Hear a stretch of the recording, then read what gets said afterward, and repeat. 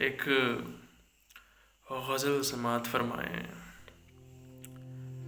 सारा सामान लिए घर से निकल आई है,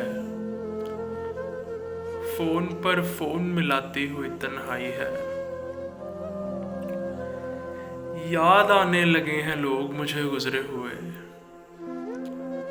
दोस्त क्या तूने मेरी झूठी कसम खाई है। अपनी दुनिया में मगन रहना इसे कहते हैं, एक पलस्तर झड़ी दीवार पे जो काई है। बात जो दिल पे लगी है वो कोई बात नहीं, सर के ऊपर से गई बात में गहराई है। उसके पहलू में भला सोचता हूँ क्या क्या मैं, ख्वाब में आ गया हूँ नींद नहीं आई है। बहुत शुक्रिया।